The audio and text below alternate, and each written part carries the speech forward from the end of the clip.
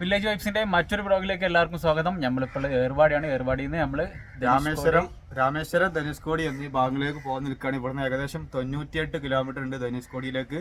ധനുഷ്കോടി എന്ന് പറഞ്ഞാൽ ഇന്ത്യയിലെ പ്രേതനഗരം എന്നാണ് അതിനെക്കുറിച്ച് പറയുന്നത്. അപ്പോൾ അവിടുത്തെ പ്രത്യേകത കണ്ടത് നമുക്ക് അവിടെ എത്തിയിട്ട് കാണാം. അപ്പോൾ നമ്മൾ ഇവിടുന്ന് ഇറങ്ങാൻ നിൽക്കുകയാണ്. ഇപ്പോൾ സമയം 10:45 നമ്മൾ ഏർവാടി ദർഗൻ്റെ കാഴ്ചകളൊക്കെ ആയിരുന്നു കണ്ടിരുന്നത്. അപ്പോൾ അത് കഴിഞ്ഞ് ഇപ്പോൾ അവിടുന്ന് ഇങ്ങനെ ഇറങ്ങാൻ നിൽക്കുകയാണ്. അപ്പോൾ ഇറങ്ങുന്ന വഴിക്ക് പോകുന്ന വഴിക്ക് നമ്മൾ കാഴ്ചകൾ കണ്ട് അങ്ങനെ നമുക്ക് ധനുഷ്കോടിയിലേക്ക് പോകാം. അങ്ങനെ ഇതാ നമ്മൾ രാമേശ്വരം ധനുഷ്കോടി ലക്ഷ്യമാക്കിയിട്ട് പോവാണ്. ഏർവാടി ദർഗ നിങ്ങൾക്ക് നമ്മളെ ഇടതുഭാഗത്ത് കാണാം. അതിൻ്റെ കവാടൊക്കെ ഇവിടെ ഉറൂസ് നടക്കുകയാണ്. ഇപ്പോൾ നാളെ ആണ് ഉറൂസ്. അതിൻ്റേതായ ഒരുക്കങ്ങളൊക്കെയാണ് ഇവിടെ നടന്നുകൊണ്ടിരിക്കുന്നത്. ഇവിടുത്തെ തിരക്ക് എന്ന് പറഞ്ഞാൽ വൈകുന്നേര സമയങ്ങളിൽ നല്ല ആളുണ്ട്. ഇപ്പോൾ നമുക്കറിയില്ല പകൽ തിരക്കില്ലായാണോ അതോ ഇന്നില്ലായാണോ എന്നുള്ളത്. അങ്ങനെ ഇതാ നമ്മൾ ഏർവാടിയിൽ നിന്ന് തുടങ്ങിയ യാത്ര രാമനാഥപുരം എന്ന് പറഞ്ഞ സ്ഥലത്ത് എത്തിയിട്ടുണ്ട്. ഇവിടെ രാമേശ്വരം ധനുഷ്കോടി. അപ്പോൾ യഥാർത്ഥ കാഴ്ചകൾ തുടങ്ങുന്നത് രാമേശ്വരം കഴിഞ്ഞ് ധനുഷ്കോടി പോകുമ്പോഴാണ്. അങ്ങനെ നമ്മൾ ഒരുപാട് ദൂരം യാത്ര ചെയ്തിട്ട് ഇന്ത്യയിലെ തന്നെ ഏറ്റവും നീളം കൂടിയ രണ്ടാമത്തെ കടൽപ്പാലം, അതുപോലെ ഇന്ത്യയിലെ ആദ്യത്തെ കടൽപ്പാലം പാമ്പൻ ബ്രിഡ്ജിന്റെ അടുത്ത് നമ്മൾ എത്തിയിട്ടുണ്ട്. പാമ്പൻ ബ്രിഡ്ജ് എന്ന് പേരുള്ളത് റെയിൽവേ ട്രാക്കിനാണ്. റെയിൽവേന്റെ ഇതുള്ള പാലത്തിനാണ് പാമ്പൻ ബ്രിഡ്ജ് എന്ന് പറഞ്ഞത്. ഇപ്പൊ സെയിം പാലത്തിനാണ് നമ്മൾ ക്രോസ് ചെയ്ത് പോകാനുള്ളതും. ഇവിടുത്തെ കാഴ്ചകൾ കണ്ടിട്ട് ഇതിൻ്റെയൊക്കെ ഒരു ഇഷ്ടമുണ്ട്. പക്ഷെ ഇവിടുന്ന് പറയാൻ പറ്റില്ല, അത്രയും നല്ല കാറ്റാണ്. തമിഴ്നാട്ടിലെ രാമനാഥപുരം ജില്ലയുടെ ഭാഗമായ പാമ്പൻ ദ്വീപിനെ കരയുമായി ബന്ധിപ്പിക്കുന്ന പാലമാണ് പാമ്പൻ പാലം. തീവണ്ടി പാലത്തെയാണ് പ്രധാനമായും പാമ്പൻ പാലം എന്ന് വിളിക്കുന്നത്. ഒരു നൂറ്റാണ്ടോളം പഴക്കമുള്ള പാമ്പൻ പാലം രാജ്യത്തെ എഞ്ചിനീയറിംഗ് വിസ്മയങ്ങളിൽ ഒന്നായാണ് കണക്കാക്കപ്പെടുന്നത്. 2345 മീറ്റർ ദൂരമാണ് ഈ പാലത്തിനുള്ളത്. രാജ്യത്തെ ഏറ്റവും നീളമുള്ള രണ്ടാമത്തെ കടൽപ്പാലമാണ് പാമ്പൻ പാലം. ഒന്നാമത്തേത് അടൽ സേതു മുംബൈ കടൽപ്പാലമാണ്.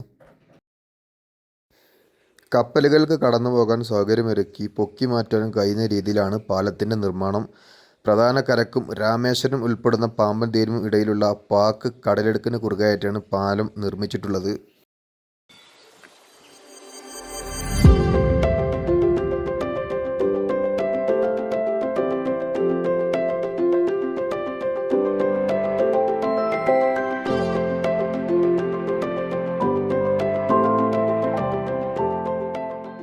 അങ്ങനെ ഇതാ നമ്മൾ പാമ്പൻ ദ്വീപിലേക്ക് പ്രവേശിക്കുകയാണ്. പാമ്പൻ ദ്വീപിലെ രാമേശ്വരം ധനുഷ്കോടി എന്നീ സ്ഥലങ്ങളൊക്കെ ബന്ധിപ്പിക്കുന്ന ഒരു പാലാണിത്, പാമ്പൻ പാലം. നമ്മൾ ധനുഷ്കോടി എത്തിയപ്പോൾ ഏകദേശം 5:30 5 മണി കഴിഞ്ഞ് അങ്ങോട്ട് കയറ്റി വിടില്ല. അപ്പോൾ നമ്മളിന്ന് റൂം എടുക്കൽ നടക്കില്ല. ഇവിടെ ടെൻ്റ് അടിക്കാൻ നോക്കിയാണ്. അപ്പോൾ പെട്രോൾ പമ്പ് ഒഴിവാക്കിയിട്ട് സ്പോട്ട് തപ്പിയാണ്. അപ്പോൾ ഇവിടെ ഉള്ള കുറച്ച് ആളുകൾ നമ്മൾ പരിചയപ്പെട്ട് ഇവരെ നമ്മൾ ഇങ്ങോട്ട് കൂട്ടി കൊടുത്താണ് ടെൻ്റ് അടിക്കുക എവിടെയെന്ന് പറഞ്ഞിട്ട്. ഇവിടെ ടെൻ്റ് അടിക്കണം. ഇവിടെ ധനുഷ്കോടിക്ക് 12 കിലോമീറ്ററാണ് ഈ ഉള്ളത്. മുത്ത് വലിയ തിരുമലൈ ഇവരിവിടുന്ന് പരിചയപ്പെട്ടാണ്. അപ്പോൾ ഇവർ നമ്മളങ്ങോട്ട് കൂട്ടി കൊടുത്ത് ഈ കോവിലിവിടെ ടെൻ്റ് അടിച്ചോളി, എന്ത് പ്രശ്നമില്ല ഇവരെ വിളിക്കാൻ വേണ്ടി നമ്പറൊക്കെ തന്നിട്ടുണ്ട്. അപ്പോൾ ഇന്നിവിടെ ടെൻ്റ് അടിക്കും. നാളെ രാവിലെ നമ്മൾ 5:45 ധനുഷ്കോടി കാഴ്ചകൾ കാണാൻ വേണ്ടിയിട്ട് ഇവിടുന്ന് ഇറങ്ങും. അങ്ങനെ നമ്മൾ ഇവിടെ ടെൻ്റ് അടിച്ചിട്ടുണ്ട്. രാമേശ്വരം എന്നാണ് ഈ സ്ഥലത്തിൻ്റെ പേര്. ഇവിടുന്ന് നമ്മൾ ധനുഷ്കോടിയിലേക്ക് പോകുന്ന വഴിയായിരുന്നു. ധനുഷ്കോടി 5 മണി കഴിഞ്ഞാൽ അവിടേക്ക് ആളെ കയറ്റി വിടൂല. അപ്പോൾ നമ്മൾ അവിടുന്ന് തിരിച്ചു വിട്ടാണ്. അപ്പോൾ ഇതിൻ്റെ അടുത്ത് തന്നെ നമ്മൾ ഇവിടുത്തെ ഒരു ചെയർപേഴ്സൻ്റെ മകനൊക്കെ ഉണ്ട്. അപ്പോൾ അവന് ഇവിടെ ഒരു അമ്പലത്തിൻ്റെ മുറ്റത്ത് അവനും എൻ്റെ ഫ്രണ്ട്സും കൂടി നമുക്ക് ടെൻ്റ് അടിക്കാനുള്ള സൗകര്യങ്ങൾ ചെയ്തു തന്ന്, ടോയ്ലറ്റിൻ്റെ ചാവി വാങ്ങി തന്ന്. ഇന്ന് എന്നെ സംബന്ധിച്ചിരുന്ന ഒരു ബുദ്ധിമുട്ടുള്ള ദിവസമാണ്. കാരണം ഇന്നലെ ഞങ്ങൾ അജ്മീറല്ല ഏർവാടിയാണ് താമസിക്കുന്നത്. ഏർവാടിയിൽ നമ്മൾ റൂം എടുത്ത് പിന്നെ റൂമിൻ്റെ അകത്ത് നല്ല കൊതുകായിരുന്നു. ഫാൻ ഇട്ടിട്ട് വരെ കൊതുക് പോകുന്നില്ല. പിന്നെ അത്യാവശ്യം നല്ല ചൂടായിരുന്നു. 2:30 വരെ ഞങ്ങൾ കൊതുക് അടിച്ചിട്ട് ഉറങ്ങാൻ പറ്റിയിട്ടില്ല. അപ്പോൾ ഞങ്ങൾ റൂമിൻ്റെ പുറത്തിറങ്ങി ടെൻ്റ് അടിച്ച്. പക്ഷെ നമുക്ക് ഉറക്ക ലെവൽ കിട്ടിയിട്ടില്ല. എന്നാൽ ഉറക്ക ക്ഷീണം ഉണ്ടായിരുന്നു. പിന്നെ ഇവിടുത്തെ കാലാവസ്ഥ എന്ന് പറഞ്ഞാൽ അത്രയും നല്ല ചൂടായിരുന്നു. ഗൾഫിലെ ചൂടിനേക്കാളും ശക്തമായ ചൂടായിരുന്നു ഇവിടുത്തെ കാലാവസ്ഥ. അപ്പോൾ പിന്നെ അതിൻ്റെ ഇടയിൽ ഫുഡ് പോയിസൺ അടിച്ച് ഇപ്പോൾ നല്ല ക്ഷീണമുണ്ട് ശരീരത്തിന്. ഒരു പനി വരുന്നുണ്ട്. അപ്പോൾ ഇവിടെ ഗവൺമെൻറ് ഹോസ്പിറ്റലിൽ പോയിട്ട് ഇപ്പോൾ മരുന്നൊക്കെ കുടിച്ചിട്ട് ഇങ്ങനെ ഇരിക്കുകയാണ്. നാളെ രാവിലെ ഇവിടുന്ന് ധനുഷ്കോടി പോകണം. ധനുഷ്കോടി എന്ന് പറഞ്ഞാൽ നമുക്ക് ഒരിക്കലും വന്ന് കാണേണ്ട ഒരു സ്ഥലമാണ്. ധനുഷ്കോടിയെ വിശേഷിപ്പിക്കുന്നത് ഇന്ത്യയിലെ പ്രേതനഗരം എന്നാണ്. കിളികളെ സൗണ്ട് ഭയങ്കരമായിട്ടാണ്. ഈ ആലിൻ്റെ ചോട്ടിലാണ് നമ്മളിവിടെ 3 ആലുണ്ട് ഇവിടെ അമ്പലത്തിന് ഒറ്റത്. അതിൻ്റെ ചോട്ടിലാണ് നമ്മൾ നിൽക്കുന്നത്. കിളികളെ സൗണ്ട് പറഞ്ഞാൽ അത്യാവശ്യം നല്ല സൗണ്ടാണ്. ആ കിളിന്റെ മേത്തേക്ക് ആക്കി ഇതിന്റെ അടിയിൽ കിളി എന്തോ ഒരു കഷ്ടത് എന്നല്ല. കിളിക്ക് ഇന്ന് അസുഖങ്ങൾ വരുമ്പോൾ അറിയില്ല തോന്നുന്നു. അപ്പൊ ഇവിടുന്ന് നമുക്ക് നേരം വെളുത്തിട്ട് കാണാം.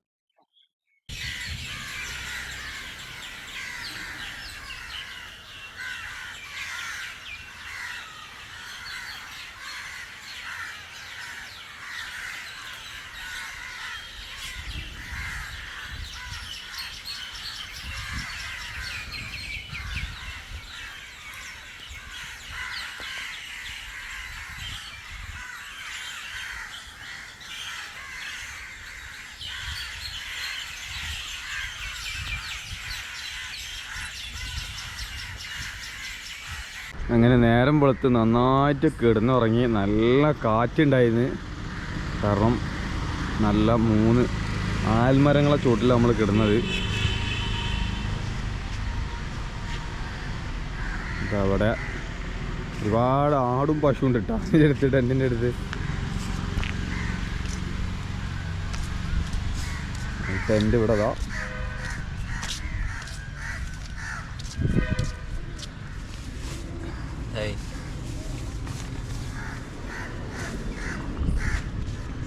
ഈ ആലിൻ്റെ മുകളിൽ മുഴുവൻ കിളികളായിരുന്നു. രാത്രി മുഴുവൻ കിളികളെ സൗണ്ട് ആയിരുന്നു.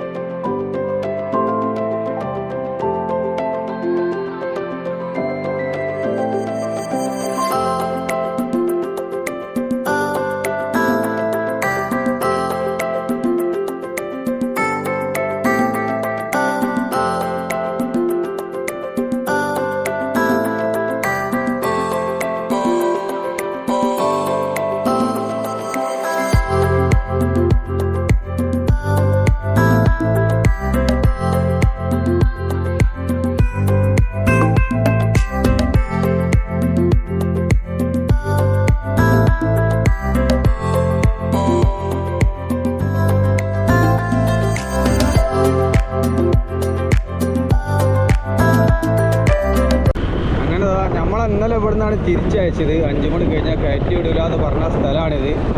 ഇപ്പോൾ ഇന്നിവിടെ ഓപ്പൺ ആയിട്ടുണ്ട് ഈ സമയത്ത്.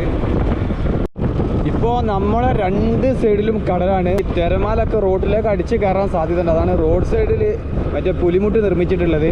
അതും വലക്കിട്ട് ചങ്ങലിട്ടിട്ടാണ് നിർമ്മിച്ചിട്ടുള്ളത് കേട്ടോ. ചങ്ങല വല, ഇരുമ്പിൻ്റെ വലയാണ് അതിട്ടിട്ടാണ് നിർമ്മിച്ചിട്ടുള്ളത്. എന്നിട്ട് തന്നെ നോക്കുകയാണെങ്കിൽ അതൊക്കെ തിരടിച്ചിട്ട് തള്ളിയിട്ടുള്ളത്.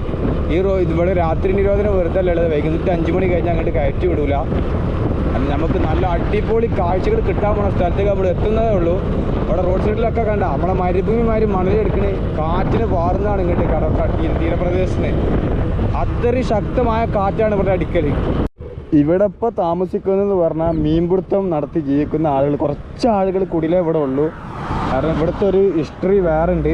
അത് നമ്മൾ കറക്റ്റ് ധനുഷ്കോടി എത്തിയതിന് ശേഷം നമുക്ക് പറയാം.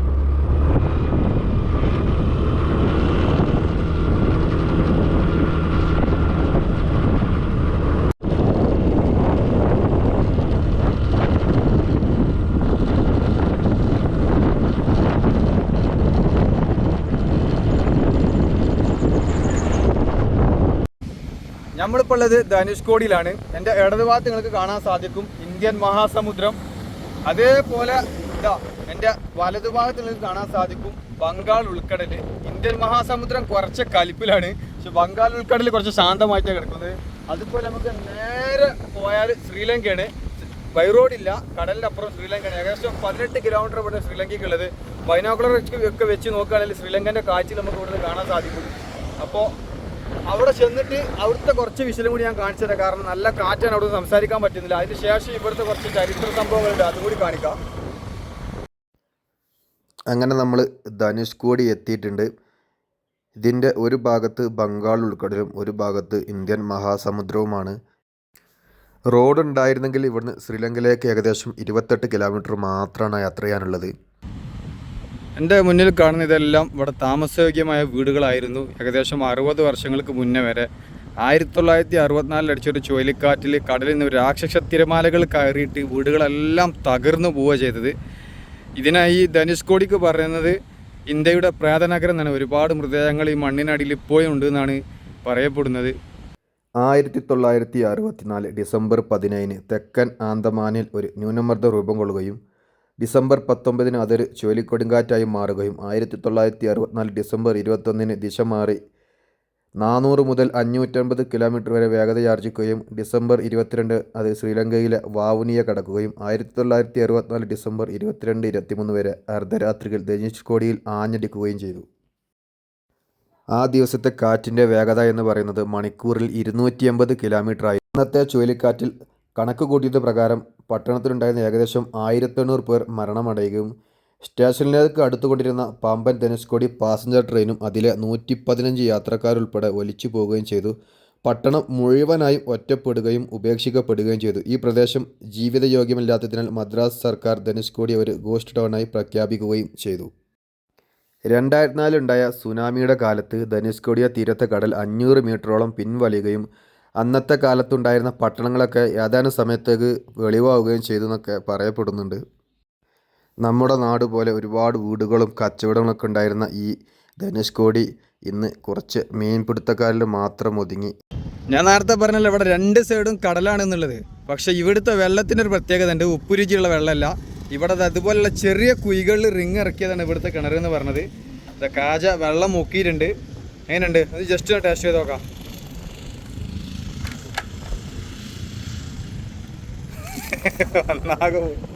ഉപ്പില്ല. ഇവിടുത്തെ ഒരു പ്രത്യേകതയാണ്. നമ്മളെ കുപ്പിയിലൊക്കെ കുറച്ച് വെള്ളം നിറച്ചേക്കുക. ഇപ്പോൾ ഇവിടുത്തുകാരുടെ വീട് ഇതാണ്. കാരണം ഇത് തകർന്നാലും കാറ്റെടുത്താലും പ്രശ്നമില്ലാത്ത രീതിയിൽ ഓല കൊണ്ട് ഉണ്ടാക്കിയതാണ്. മത്സ്യബന്ധനമാണ് ഇവരെ മെയിൻ ഉപജീവന മാർഗം. ഇവിടെ താമസക്കാരൊക്കെ വളരെ കുറവാണ്. മീൻപിടുത്തക്കാർ മാത്രമേ ഇപ്പോൾ ഇവിടെ ഉള്ളൂ. ആദ്യം ഇവിടെ ഒരുപാട് ആളുകൾ നമ്മുടെ നാട് പോലെ തിങ്ങി താമസിച്ചൊരു സ്ഥലമായിരുന്നു. ഈ ചുഴലിക്കാറ്റ് കാരണം ഇവിടെ താമസയോഗ്യമല്ല എന്നുള്ള പ്രഖ്യാപനം വന്ന് അതിൻ്റെ ശേഷമാണ് ഇവിടുന്ന് ആളുകളൊക്കെ ബാക്കിയുള്ളവരൊക്കെ ഒഴിഞ്ഞു പോയത്.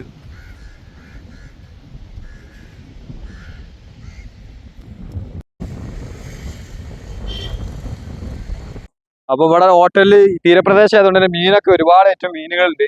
അപ്പോൾ നമ്മൾ ഈ ഹോട്ടലിൽ നിന്ന് ഫുഡ് കഴിക്കാൻ കയറുകയാണ്. അത് മീനെങ്ങനെ കല്ലുമിട്ട് ഇങ്ങനെ പൊരിക്കണമൊക്കെ.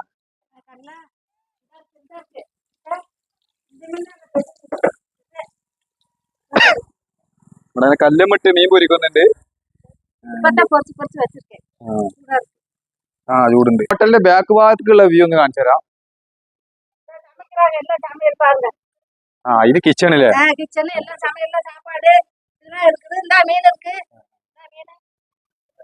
எல்லாம் போட்டோ எடுக்கிறீங்களா?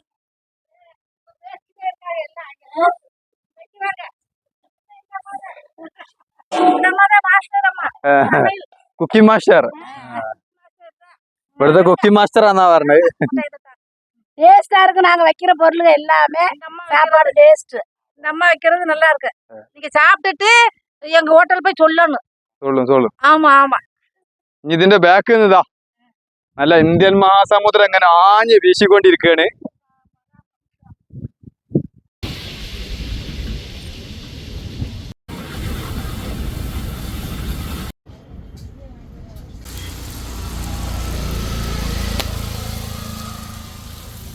അങ്ങനെ കുറേ കാലത്തിന് ശേഷം അതാ മീൻ കറിയും മീൻ പൊരിച്ചൊക്കെ കൂട്ടി ചോറും നിൽക്കുകയാണ്. ഏകദേശം എനിക്ക് 10-20 ദിവസമായിക്കണ് മീൻ പൊരിച്ചതും മീൻ കറിയൊക്കെ കൂട്ടിയിട്ട്.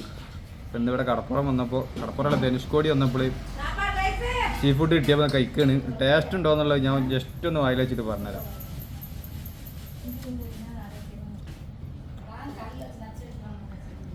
ഇവിടെ ഈ ബോട്ട് പോണ മീൻ കറി കഴിച്ചിക്കണ ടേസ്റ്റ് കറി ഒന്ന് കാണിച്ചാ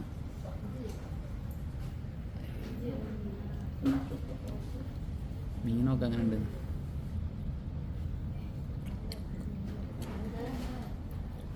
ടേസ്റ്റ് ഉണ്ട്. മീൻ അടിപൊളിയാ. ടേസ്റ്റ് നമ്മളെ വീട്ടിലത്തെ ആ രുചി. ഇപ്പോൾ അന്നത്തെ ദുരന്തത്തിൽ തകർന്ന ഒരു ചർച്ചിന്റെ അവശിഷ്ടങ്ങളാണ് ഇവിടെ ഈ നിൽക്കുന്നത്.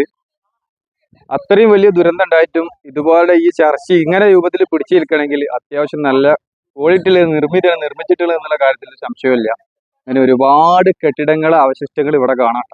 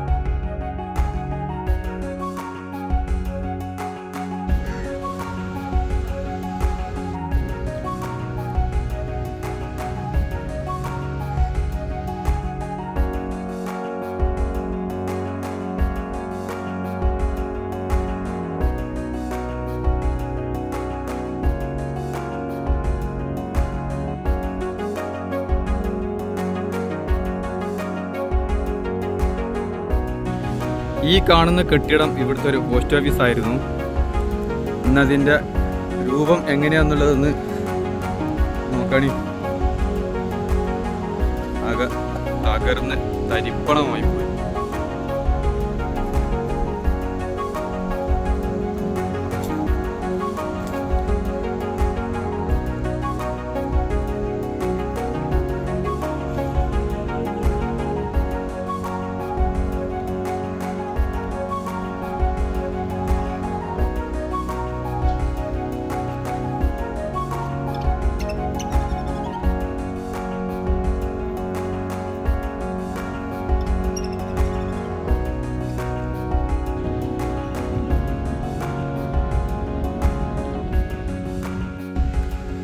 ഈ കാണുന്നത് അന്നത്തെ ഇവിടുത്തെ ഒരു അമ്പലമായിരുന്നു.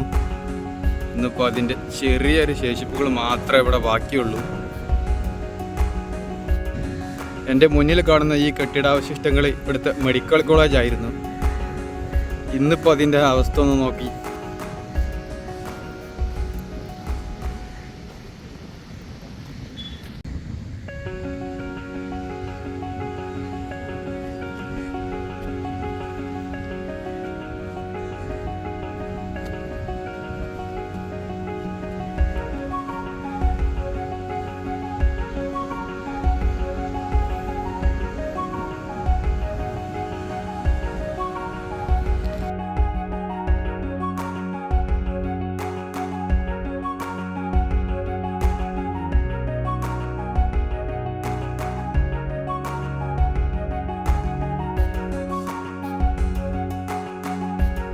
ധനുഷ്കോടി കാഴ്ചകൾ കണ്ട് നമ്മൾ തിരിച്ചു പോവാണ് രാമേശ്വരത്തേക്ക്. ഇനി നമ്മൾ പോകുന്നത് നമ്മുടെ മുൻ രാഷ്ട്രപതി APJ അബ്ദുൽ കലാം സാറിൻ്റെ വീട്ടിലേക്കാണ്. നമ്മളിപ്പോൾ ഉള്ളത് രാമേശ്വരത്താണ്. രാമേശ്വരത്ത് APJ അബ്ദുൽ കലാം സാർ ജനിച്ചു വളർന്ന അദ്ദേഹത്തിൻ്റെ വീടിന് മുന്നിലാണ്. ഈ കാണുന്നതാണ് അദ്ദേഹത്തിൻ്റെ വീട്. ഇതിൻ്റെ അകത്തേക്ക് നമുക്ക് കയറാൻ പറ്റും, പക്ഷേ അകത്ത് ഷൂട്ട് ചെയ്യാൻ പറ്റില്ല. അദ്ദേഹത്തിൻ്റെ ജനനം മുതൽ മരണം വരെ അദ്ദേഹം എന്തായിരുന്നുള്ളൂ, അവർക്ക് കിട്ടിയ അവാർഡുകളും അവരുടെ സർട്ടിഫിക്കറ്റ്, അവരെ എല്ലാ സംഭവങ്ങളും വീടിനകത്ത് അവരൊരു ശേഷിപ്പായിട്ട് നമ്മൾ വരുന്നവർ കാണാൻ വേണ്ടി അവിടെ സൂക്ഷിച്ച് വെച്ചിട്ടുണ്ട്. അപ്പോൾ രാമേശ്വരത്ത് വരുന്നവരുണ്ട്, തീർച്ചയായിട്ടും ഈ സ്ഥലം കൂടി ഒന്ന് വിസിറ്റ് ചെയ്യുക. പിന്നെ അതുപോലെ അദ്ദേഹത്തെ മറവ് ചെയ്ത അദ്ദേഹത്തിൻ്റെ കബറിടം ഇതിൻ്റെ തൊട്ടപ്പുറത്തുണ്ട്, അവിടെയും കൂടി നമ്മളൊന്ന് പോകുന്നുണ്ട്. അവിടെ പോയപ്പോൾ നമുക്ക് മറ്റൊരു ഭാഗ്യം കൊണ്ടായി. അബ്ദുൽ കലാം സാറിൻ്റെ ജ്യേഷ്ഠൻ്റെ പേരക്കുട്ടിയാണ് നമ്മളെ കൂടെ ഉള്ളത്. ഇവരുമായി കുറച്ച് നേരം നമുക്ക് സംസാരിക്കാൻ. 7 വർഷം ഇവർ കലാം സാറിൻ്റെ കൂടെ വർക്ക് ചെയ്തിട്ടുണ്ട്. ഇവരെ വീട്ടിൽ നിന്ന് നമുക്കൊരു അബ്ദുൽ കലാം സാറിൻ്റെ പേരെഴുതിയ ഒരു പേന ഞങ്ങൾക്ക് രണ്ടാൾക്കും ഗിഫ്റ്റായിട്ടും കിട്ടി. വളരെ സന്തോഷത്തോടെയാണ് ഞങ്ങൾ അവിടുന്ന് തിരിച്ചിറങ്ങിയത്.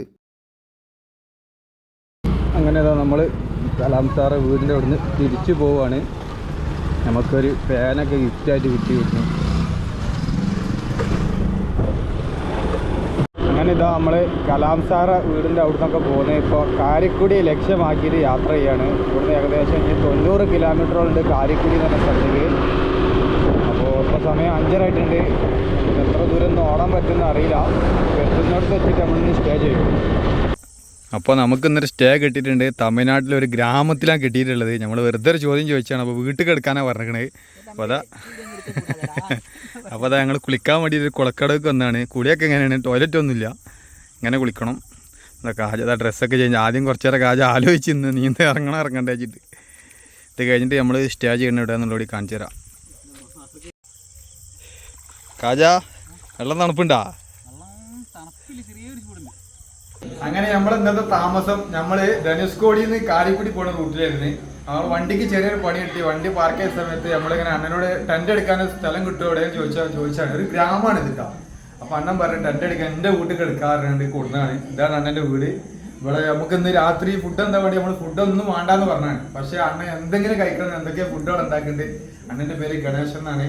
ഇതായത് വീട്ടുകാരൊക്കെ ഇവിടെ ഉണ്ടാക്കുക. നമുക്ക് ഇനി ഈ വീഡിയോ അല്ലെങ്കിൽ അടുത്ത വീഡിയോ വരെ കാണിക്കുക. കാരണം ഈ വീഡിയോ ഇവിടെ അവസാനിപ്പിക്കുകയാണ്. ഞങ്ങളെ കൂടിയാണ് കുളത്ത് പോയി കുളിച്ചത്. അപ്പോ ഹർദിക് പാണ്ഡ്യ എന്നാണ് പേര്. അപ്പൊ ഇവിടെ നമ്മളിന്ന് താമസിക്കുന്നത്. അപ്പൊ ഇവിടുത്തെ കൂടുതൽ കാഴ്ചകളൊക്കെ അടുത്ത വീഡിയോ. കാരണം വീഡിയോ ഒരുപാട് ഇന്നലെ നമ്മൾ അജ്മീർ ഏർവാടിയിൽ തുടങ്ങിയ വീഡിയോ, ധനുഷ്കോടി രാമേശ്വരമൊക്കെ പോയി വന്ന വീഡിയോ ആണ്. അപ്പൊ വീഡിയോ അവസാനിപ്പിക്കുകയാണ്. അപ്പൊ ഇവിടുത്തെ കാഴ്ചകളുമായിട്ട് അടുത്ത വീഡിയോ കാണാം. അതിലേക്കും ഇത് കണ്ടെങ്കിൽ അവർക്ക് കഴിക്കാണ്ടോന്നറിയില്ല. ഞങ്ങൾ കുറെ പറഞ്ഞു വേണ്ട നിർബന്ധിച്ച് കഴിപ്പിക്കുകയാണ്. അങ്ങനെ ഒരു ഫാമിലി ഇവിടെ ഉണ്ട്. ആ ഒരു അടുത്ത വീഡിയോ കാണിച്ചു തരാം. ഇവർക്ക് കഴിക്കാണ്ടല്ലോ വേണ്ടാന്ന് പറഞ്ഞിട്ട് നിർബന്ധിച്ചിട്ട് ഒരു പരിചയമില്ല നമുക്ക് വീട്ടിൽ കൊടുത്തതാ ഫുഡ് തരാം. എന്തോ ഒരു ഇതാലേ സത്യം പറഞ്ഞാൽ സന്തോഷം കൊണ്ട് കരച്ചിൽ ചെയ്താൽ ആ ദിവസം. നമ്മൾ വീഡിയോ അവസാനിപ്പിച്ചതായിരുന്നു. ഒരു ഡ്രസ്സൊക്കെ മാറ്റി വന്നപ്പോൾ അവരെയും കൂടി ഒന്ന് ഈ വീഡിയോയിൽ കാണിക്കാൻ വേണ്ടിയിട്ടാണ് ഈ വീഡിയോ. അപ്പൊ നമ്മളിതാ ഇന്ന് ഇവിടെയാണ് സ്റ്റേ. നമ്മളെ ഇതാ പാണ്ടിയുണ്ട്, അണ്ണനുണ്ട്, എല്ലാരും ഇവിടെ ഉണ്ട്. ഒരു ഫാമിലിയാണിത്. നമ്മൾ ഇന്ന് ഇവിടെയാണ് സ്റ്റേ.